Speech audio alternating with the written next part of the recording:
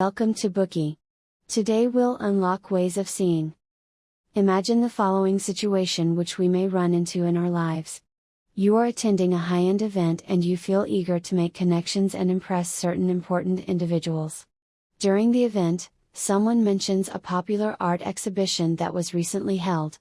When asked your opinion on it, however, you fail to say anything compelling, and feel extremely embarrassed by your ignorance. Instead, someone else speaks confidently about art and gets the spotlight. Now playing a low-key role, you sit on the sidelines as if you were invisible and mull over the situation in disappointment. You too want to be able to analyze an artwork. You wish you could effortlessly talk about your opinions with everyone's eyes fixed upon you, basking in people's admiration. You feel increasingly disheartened, however, as you believe that it would require years of study in order to increase your level of artistic criticism. In fact, it's not so difficult to increase your level of artistic criticism. Although it may be hard for an ordinary person to understand a painting from its technical aspect, we can still appreciate an artwork from its historical background, the artist's purpose, and the hidden intentions behind different ways of interpretation.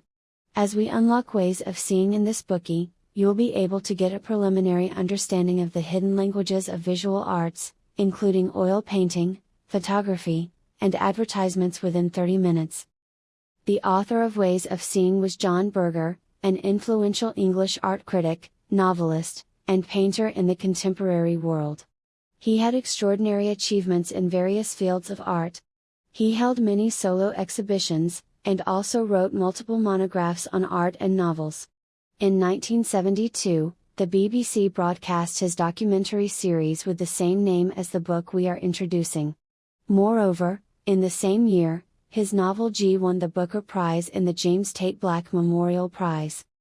In the field of art criticism, Ways of Seeing used to be an alternative to the mainstream practice.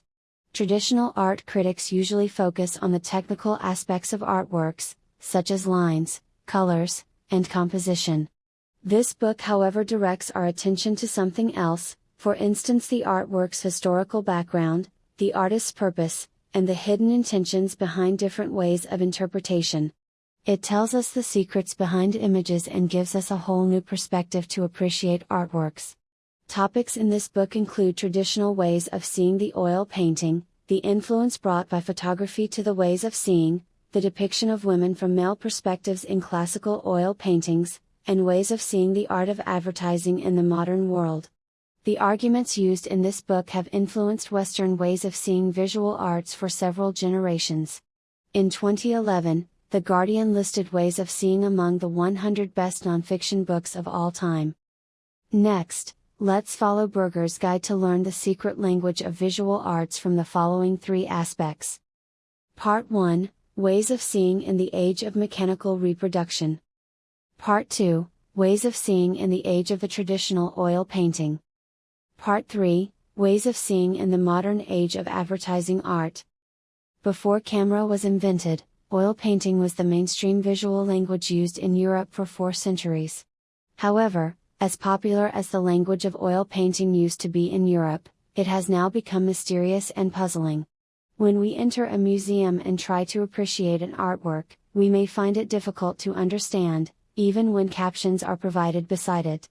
So, is this strange sense of distance intrinsic to the artwork, or is it generated by humans? Berger argues that this distance is human-made. According to him, 2 powers have led to the mystification of artworks: politics and commerce. To mystify artworks is to give a new explanation to certain facts. The new explanation makes the art piece, which was initially quite evident and straightforward, deviate from its original point and generates new meanings. For instance, the ruling class may distort the original meaning of a painting, in order to prevent viewers from paying attention to real-world social conflicts in which it represents. By doing so, they can solidify their political power. Another example can be speculators who hype a particular artwork in order to make it worth much more than it does to gain profits from it. There is a case presented in the book about the mystification of an oil painting by political interests. Frans Hals, a Dutch master of the portrait, was renowned around the world for his vivid depiction of the character's transient expressions and movements.